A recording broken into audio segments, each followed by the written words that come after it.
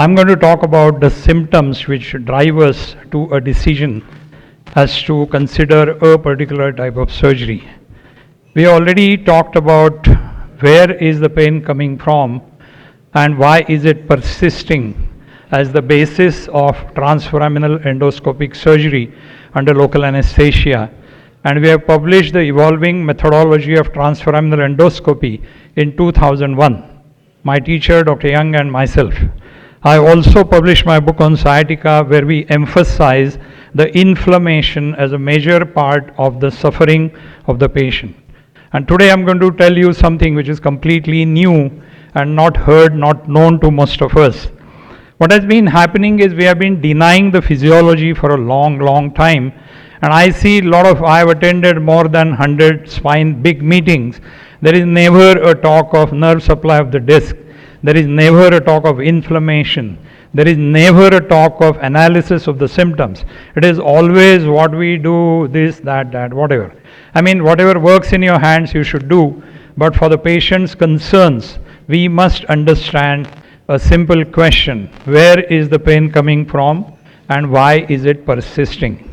In case of disc, we have been targeting the pain generators, as we call it, primarily the annular tear with a leaking of cytokines and progression of the disc transition from annular tear, fragmentation of the nucleus, trapped nuclear fragments in the posterior annular tear giving back pain, and posterolateral leaking of cytokines giving leg pain, or a herniation giving compression in addition to inflammation. Now all this is targeted through the Cambin's triangle, as you can see here, and the triangle, as all of us know, is bounded by the thecal sac, by the traversing root here, and the lower end plate here, and the exiting root as the hypotenuse of the triangle. And in Indian patients it has been 10 millimeters by 13 millimeters by 15 millimeters. This is the anterior wall of the canal. And from this time where we talked of the pain generators, now we have graduated to what we call as symptom generators, because we include the stenosis, the claudication, numbness, etc. And we know that in case of disc, most of the problems are more in sitting. In case of stenosis, it is more with standing and walking. And if it is too much at night, disturbing the sleep enough, then we must consider the red flags. On the right is a picture where I am showing you the new classification which I propose.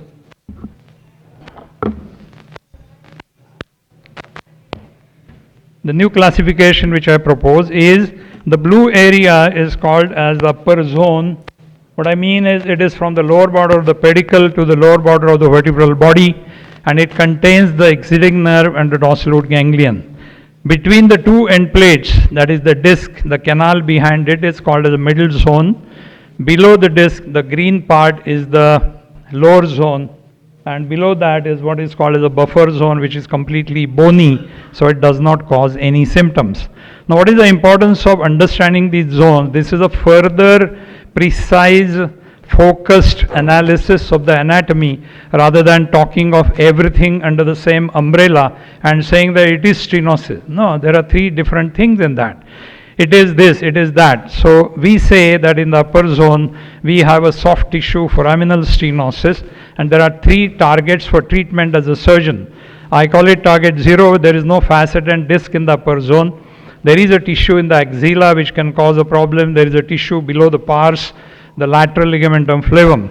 In the middle zone, it is the loss of concavity of the disc anteriorly.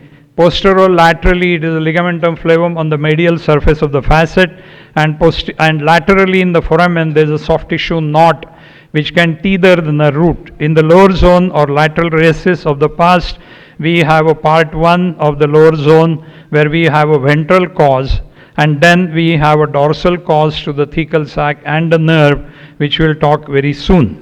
Now there is a very quick video here. We do transforaminal endoscopy where we land in the lower part of the foramen ahead of the SAP in line with the disc on the Cambin's triangle. This we call as the middle zone because this is where three things change: the disc, the facet joint and its ventral portion, and of course the ligamentum flavum. Now in the middle zone, we have the disc in the front, the thecal sac behind, and we may have the lower part of the lamina, which is covered by the ligamentum flavum, which extends upwards and downwards to the upper and the lower zone. We have the facets posterolaterally. Now here, if we look at it, this line around the lower end plate is going at the tip of the SAP.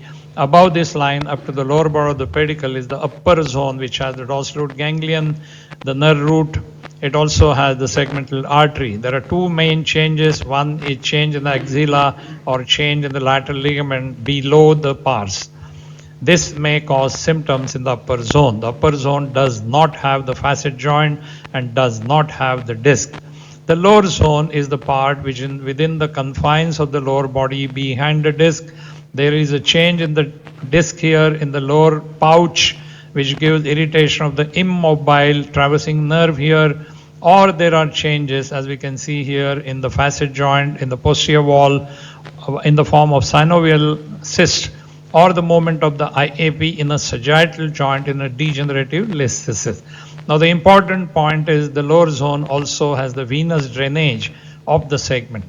Here, to repeat again, the interlaminar window only is in line with the lower body, and it is almost impossible to cover the upper zone, which is subpedical, because you may have to access through breaking the pars and make it unstable. Thank you. Now quickly, the upper zone has the target 2 below the pars. The target is here above the tip of the SAP. Why is it changing? And then we go to the middle zone. We have a loss of concavity of the disc, which is target 3. Target 5 is in the foramen. 4 is the medial face of the facet. The posterior midline, by the way, does not cause any symptoms. This has been a long confusion unnecessarily, and I am ready to debate this point to any extent with anybody who wants to talk about it. Here we see the pouch, as I call it, T6, that is the lower end plate and the lower annulus. Why is it moving ahead?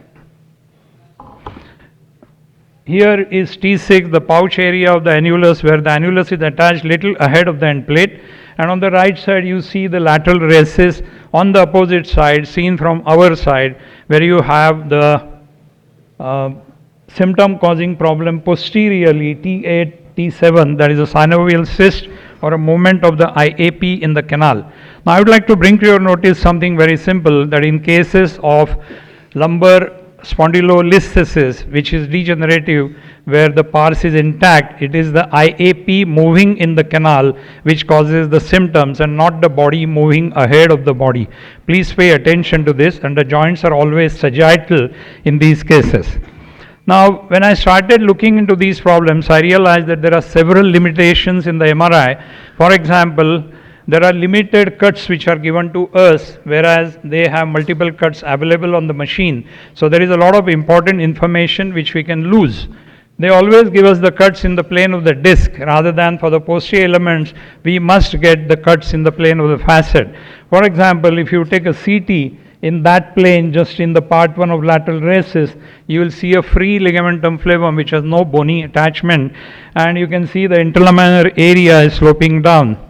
Then these are few other limitations. Quickly, this is a supine MRI, that's why the roots look like they are sloping. This is supine MRI, therefore the roots are sedimented. This is the MRI when the patient is lying on the side, where all the roots float or settle down to the other side, except the root around the pedicle, which is immobile. This is a type 1 herniation, which is pure nucleus, and this doesn't need any treatment. This dissolves on its own. This is a synovial cyst, and there is the important point, the last right side. The red arrow shows the ligamentum flavum, which is the posterior wall of the canal and not the inferior articular process. This is a 3D fusion image which actually shows the greenish yellow ligamentum flavum, which can be seen like this. If you take a coronal oblique image. Now I'll quickly go to the real study of posterior wall of the lumbar canal, and we have done a ventral dissection. We go from the front to the back. You can see this is the front. We have made a gutter there. Then we have gone down, and this is what we see. This is the ligamentum flavum, and we unnecessarily believe that it is only here. It also goes in the roof of the foramen. If we go further and look at it from the foraminal side, this is the exiting nerve, this is a pars, this is the lateral ligamentum flavum, this is the medial ligamentum flavum, this is the lower lamina, and further we see the central ligamentum flavum. Now if this ligament has to be removed, we need to remove so much of bone if we are doing an open or posterior midline surgery. Now this same ligament I can remove through the foramen by going from above in the upper part of the foramen. This is a quick video of demonstration in the cadaver as to understand what is being done. Here we are looking at the methodology of how I do my surgery for Smriti. This is the way we put the guide wire and we land on the inside of the facet in the central canal. As you can see it here, and the positioning of the cannula is such that I can easily work on the inner surface and the under surface of the facet and remove the ligamentum flavum which is causing the issue. So you can say that we have a system where we can go in the lower foramen, transforaminal, and then also now in the upper foramen. The upper foraminal access is mainly for the central canal.